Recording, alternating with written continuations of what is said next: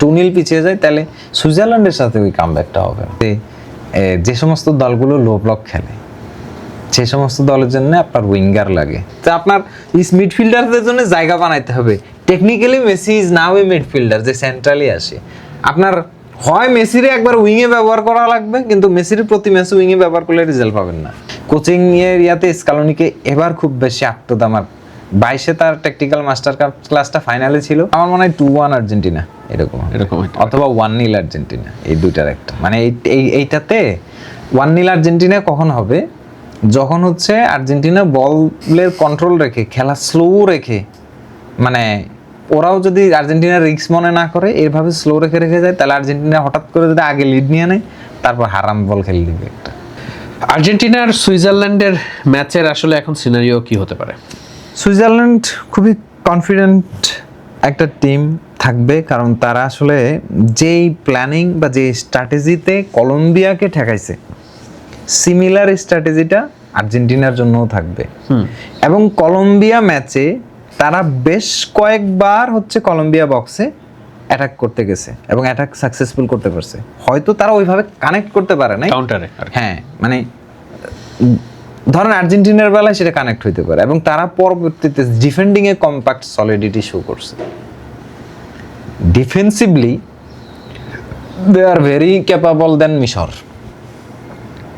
So আর্জেন্টিনার যদি আরেকটা ব্যাড ডে আসে বা সিনক্রোনাইজড না হয়, যদি পিছিয়ে যায় 2-0 পিছিয়ে যায়, তাহলে সুইজারল্যান্ডের সাথে ওই কামব্যাকটা হবে না। মানে না হওয়ার সম্ভব হবে না, আসলে এদের ব্যাপারে গ্যারান্টেড কিছু বলা যায় না, তবে না হওয়ার পসিবিলিটি বেশি থাকবে। কিন্তু আমার মনে হয় না এইরকম সিনারিও আর আসবে। বারবার তো আর হয় না, বারবার হয় না বলতে দেখেন মিশর ম্যাচেও এই সিনারিওটা আসতো না, এত নাটকের কোনো প্রয়োজনই ছিল না। কেন ছিল না? ধরেন মেসির পেনাল্টিটা মিস না হলে ফার্স্ট হাফে জিতে যেত আর্জেন্টিনা। মেসির যদি ওইটা গোল হয়ে যেত পেনাল্টি, আলভারেজ যে শটটা নিছে খুবই দুরূহ কঠিন অ্যাঙ্গেল থেকে, যেটা গোলকিপার ঠেকাইছে ওইটা ঠেকাইতে পারতো না, কারণ মোরালেসে ডাউন থাকতো। এরপর ম্যাকালিস্টার যে দুর্দান্ত হেডটা দিছে ওটা সেভ দিতে পারতো না। মোটামুটি মেসির পেনাল্টি ঠেকানোর কনফিডেন্সে সে বাকি দুটা ক্লিয়ার গোল স্কোরিং অপরচুনিটি ঠেকাই দিছে, মানে সে হয়ে উঠছে তখন ক্যাসিয়াস। বেসিক্যালি আর্জেন্টিনার ম্যাচ এত কষ্ট হইতো না বাইরের কথা, কারণ আর্জেন্টিনার আসলে একটা অভ্যাস হলো ফ্যান বা সমর্থকদেরকে একটু চাপ দেয়া, প্রেসার দেয়, এটা মনে হয় তাদের অভ্যাস, আর কারণ লেজে গোবর করে লাস্টে যায় ম্যাচে ফিরছে। আর্জেন্টিনার ট্যাকটিক্সে কি কোনো চেঞ্জেস থাকতে পারে কিনা? চেঞ্জেস হইতে পারে, হয়তো ডিপল ফার্স্ট 11 থেকে ড্রপ করতে পারে, তা নাও করতে পারে, কারণ একটা ম্যাচে একটু অফ যাইতেই পারে, পরের ম্যাচে দেখা যায় আবার বাউন্স ব্যাক করছে ডিপল তো। কিন্তু উইং ধরে চেঞ্জেস আসতেছে, এটা সিমিওনেকে দরকার না আপনার কাছে কি? হ্যাঁ, আমার খুব মনে হচ্ছে যে এই যে সমস্ত দলগুলো লো ব্লক খেলে সেই সমস্ত দলের জন্য আপনার উইঙ্গার লাগে। তো আপনি নিকো গঞ্জালেসকে স্টার্ট কেন করাতে পারছেন না? ও যখনই আসছে মাঠে he is not a scorer, but সে ওই ডেপথটা দিচ্ছে যেটা মেসিকে এক্সট্রা হেল্প করতেছে, কারণ সে ওই জায়গায় ডিফেন্ডার ড্র্যাগ করতেছে, যার কারণে সেন্ট্রালি স্পেস তৈরি হচ্ছে। একেবারে ইজি ইকুয়েশন, এই সাইডে একটা উইঙ্গার স্ট্রেস করতেছে, এই সাইডে একটা উইঙ্গার স্ট্রেস, একটা করে প্লেয়ার সরে গেল একবারে পুরো সেন্ট্রাল এরিয়াতে। এখানে এইদিকে এই সেন্ট্রাল স্পেসটা নিতে পারবে এনজো, এই পাশে সেন্ট্রাল স্পেসটা নিতে পারবে মেসি। এনজো লং রেঞ্জের ভালো শুটার। আমি মনে হয় ইয়াতে বলছিলাম যে আর্জেন্টিনার মিডফিল্ডাররা গোল পাবে। হ্যাঁ, আমার এখানেও বলছেন যে লং রেঞ্জে শট করতে পারবে না, মানে মিশর ম্যাচে মিডফিল্ডাররা গোল পেতে পারে, এটা বলছেন। এটা তখন গোল পাইছে যখন আসলে স্ট্রেস করা হয়েছে। তো আপনার মিডফিল্ডারদের জন্য জায়গা বানাইতে হবে। Technically Messi is now A midfielder যে সেন্ট্রালি আসে। আপনার হয় মেসিরে একবার উইংয়ে ব্যবহার করা লাগবে, কিন্তু মেসির প্রতি ম্যাচে উইংয়ে ব্যবহার করলে রেজাল্ট পাবেন না। উইংয়ে একটা ফুলব্যাক আর একটা ডিফেন্ডার এক্সট্রা লাগাই দিলে মেসির সাপ্লাই কেটে যাবে। ওই 15 মিনিটে মিশর তো আসলে সেট করে উঠতে পারে না, কি করবে তারা? হ্যাঁ, এই কারণে সাপ্লাই কাটতে পারে না। শুরুতে যদি জোন মাইফে ফেলে সাপ্লাই করতে, মেসি যেখানে ছিল সেখানেই ডেডলি, ঠিক আছে? আর মেসি যে কোনো পজিশনেই ডেডলি, আসলে সে অ্যাডাপ্ট করে নিতে পারে না, মার্কারকে ছিটকায় ফেলে, সেটা কোনো ইস্যু না। তো মেসির পাশে যদি আপনি উইং সাপোর্ট দেন, উইং সাপোর্ট বাদ দেন, আপনি প্রপার দেন, ওই যে ফুলব্যাক দেন, ঠিক আছে? টাগলিয়াফিকো দুর্দান্ত ম্যাচ খেলছে একটা পর্যায় পর্যন্ত, এবং মেদিনাও ভালো ছিল লেফটে। সো আমি মনে করি লেফট ঠিক আছে। আমি মানে শুধু মন্টিয়েলের প্রবলেমটা আছে, মলিনাও খুব একটা ইয়াতে নাই। তো আপনি ইয়ারে ট্রাই করেন প্যালাসিওস মিডফিল্ডার প্লাস ফুলব্যাক, মানে এক্সট্রা একটা ডিফেন্সিভ অ্যাট্রিবিউট ওয়ালা মিডফিল্ডার ক্যাপাবিলিটি, যে অ্যাটাকিং মাইন্ডসেটের player plus defensively solidity show করছে, তারা ট্রাই করার সমস্যা কি? মলিনা ডেলিভার করতে পারছে না, ওকে ফাইন, গুড। ইভেন যে গত ম্যাচে এটা একটু যোগও করি, ওই যে সিমিওনকে দেখাচ্ছিল দিয়াগো সিমিওনকে বারবার, তখন কমেন্টেটরস তো বারবার বলছিল যে আর্জেন্টিনা। এখন দেখেন আপনি একটা সিনারিও চিন্তা করেন, গুলিয়ানো সিমিওনো যদি রাইট উইং এ স্টার্ট করে, একটা কথার কথা, সেক্ষেত্রে মেসিকে পিছিয়ে রাখতে হলে একজন মিডফিল্ডার কমাইতে হবে। এখানে একটা টেকনিক্যাল ডিসএবিলিটি আছে, তাহলে মিডফিল্ডার আপনি কারে কমাইবেন? তাহলে গুলিয়ানো সিমিওনোকে আপনাকে রাইট উইঙ্গার হিসাবেই ব্যবহার করার চেয়ে রাইট ব্যাক ইউজ করাইলে বেশি ভালো হয় না? অত ডিফেন্সিভ অ্যাট্রিবিউটস ডেঞ্জারাস। না সে তো এটা খুব ভালো দক্ষ, হ্যাঁ, তো তাহলে আপনার মলিনারে স্টার্ট করানোর দরকারটা কি? সে তো একই সাথে উইং এর কাজও করতে, এবং এই ছেলে ডিফেন্ডিং এরকম যে বলের আগে নিজের জান ফালাই দিবে, গোল হইতে দিবে না, ব্লকিং এর ক্ষেত্রে শর্ট ব্লকিং এ ক্রস করতেই দিবে না, তো ফাস্ট প্রচুর, যতটা ফাস্ট আবার ওভারল্যাপিং এ ততটাই স্মার্ট।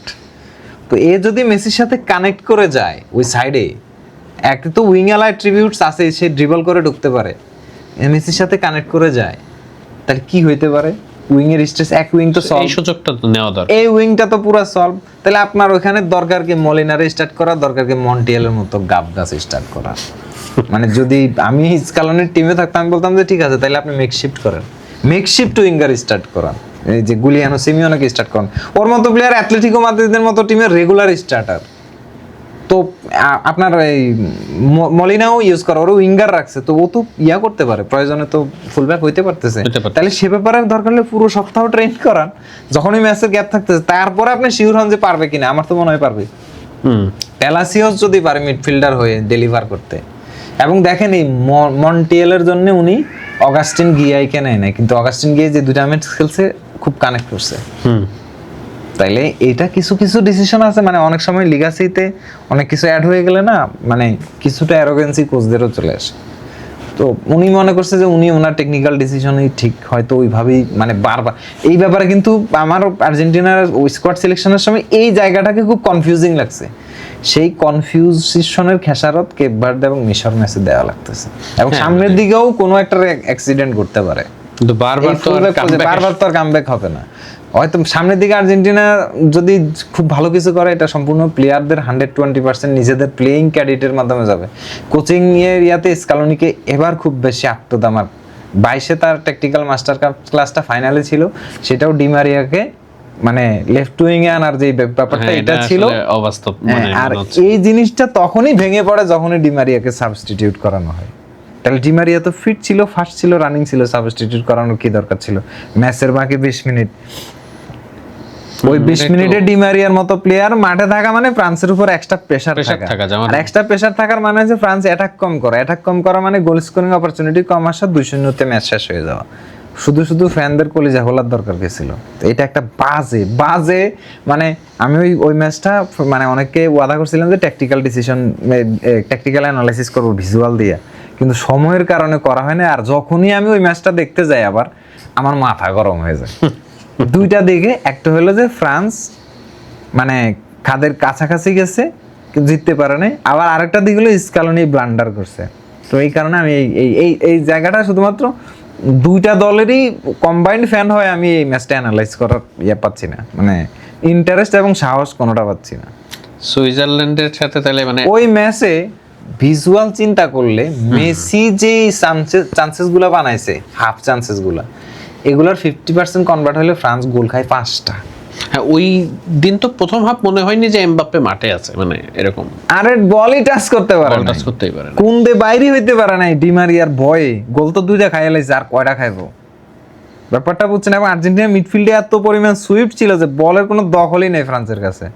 এবার যে সেম সিনারিও হইতে পারে না তার গ্যারান্টি কি? মেসি তো স্টিল প্রেজেন্স, এখন আরো বেশি ইয়া। তো এই জন্যই বললাম ফ্রান্স মেসিকে খুব বেশি সমীহ করে, এবং করারই কথা।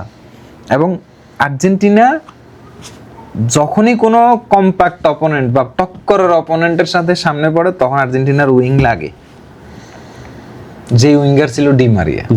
আর ডিমারিয়া থাকা মানে হচ্ছে এক্সট্রা পাহাড় আপনার দিতেই হবে। ডিমারিয়া আফটার মেসি ওর মনে হয় আমি কি অবসর না বলি নেওয়াই ভালো ছিল। হ্যাঁ আমি কি বলি ডিমারিয়া কিন্তু খেলতেছিল এই এই এই লাস্ট সিজনটাও খুব ভালো খেলছে বেনফিকাতে। হ্যাঁ আমার মনে হয় ডিমারিয়াকে কল করা উচিত ছিল, সে অবসর নিয়ে নিছে এই কারণে হয়তো আর ডাকে নাই, বা ডিমারিয়া আসলে আর ওই ইমোশনাল রোলার কোস্টারটা নিতে চায় নাই, হইতে পারে। এই কারণে হয়তো ডিমারিয়া মানে নাই।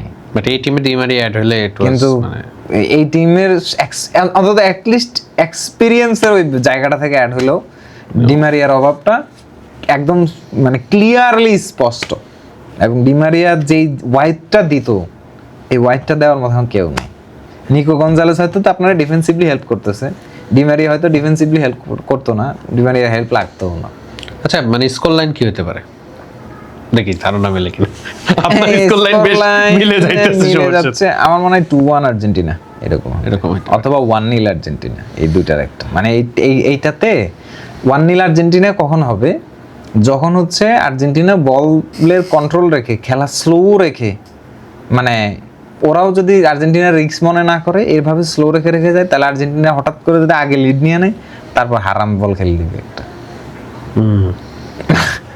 এই আর যদি আর্জেন্টিনা ডমিনেন্স করা শুরু করে তাহলে 2-1 3-1 এরকম। এটা স্টার্টের উপরে কেমন শুরু হয়? উইঙ্গার শুরু করাইলে ডমিনেট করবে, করবে উইঙ্গার শুরু করলে একদম ক্লিনলি এবং খুব ভালোভাবে জিতবে। যদি উইং দিয়ে শুরু থেকে স্ট্রেস করানো শুরু করে, তোরা মেসি- স্পেস দেবে মাঝে। আমার তো মনে হয়েছে মেসি, ওরা তো স্পেস কলম্বিয়ারই দিছে, কলম্বিয়া প্রত্যেকটা অ্যাটাকে স্পেসে আসছে, প্রত্যেকটা অ্যাটাক কলম্বিয়ার ফিনিশিং বাজে হয়েছে, এই জন্য হয় না। নাহলে তো গোল 3টা কলম্বিয়াই দেয়। কলম্বিয়া এখন মেসি তো ক্ষমা করবে না, বল নিয়ে যদি স্পেস নিয়ে মেসি সামনে আসে এবং পিছন থেকেও যদি বল কালেক্ট করে আসে, মেসি তো ক্ষমা করবে না। ও যে Even এই কথার সাথে ওই মেসি যে গোলটা দিয়েছে কোনো ন্যানো সেকেন্ডও টাইম পায় নাই মেসি, যেটা গোলটা হ্যাঁ হ্যাঁ মানে জাস্ট ব্যাক আসছে। মেসি জায়গা পাইলে শুনেন শুটিং অ্যাঙ্গেলটা ও যেভাবে দেখে, মডার্ন ডে স্ট্রাইকারদের মধ্যে যারা একদম পিওরেস্ট স্ট্রাইকার ওরাও এই অ্যাঙ্গেলে শুটিং অ্যাঙ্গেল দেখে না। মানে এটা আমি আপনারা কয়েকটা প্লেয়ারের প্রোফাইল অ্যানালাইজ করে, এই ওয়ার্ল্ড কাপের অ্যাক্টিভ প্লেয়ারের প্রোফাইল অ্যানালাইজ করে দেখাইতে পারবো যে মেসি যে অ্যাঙ্গেলটা ডিসকভার করে, এবং ও হচ্ছে গিয়ে শুট নিয়ে আরো 1 থেকে 1.5 সেকেন্ড আগে ওই স্পেসটা দেখে আসে। যখন মেসি শুট নেয় তখন সামনের দিকে নজরও থাকে না, নজর থাকে বলে, তার মানে ও ওই শুটিং অ্যাঙ্গেলটা ন্যানো সেকেন্ডে ধরে মাইপে ফেলছে। যখনই সামনের দিকে মেসি কিন্তু এই এই মন্টিয়েলের সিগন্যাল দিছে বল সামনে দেওয়ার জন্য, পিছন থেকে অনেক স্পিডে আসছে, মন্টিয়েল সামনে দিছে, বলের কিন্তু গ্রাউন্ডেড না, বলই মারছে, বল কিন্তু হাওয়ায় ছিল, সে কিন্তু পায়ের এই জায়গা দিয়ে বলই মারছে। মানে টাইম নেওয়া যাবে না। টাইম নেওয়া যাবে না, মানে কারণ সে গ্যাপটা দেখছে এবং গ্যাপেই দিছে, যার কারণে বলে পাওয়ার ফোর্সে বেশি, হাত লাগার পরও রাখতে পারেনি।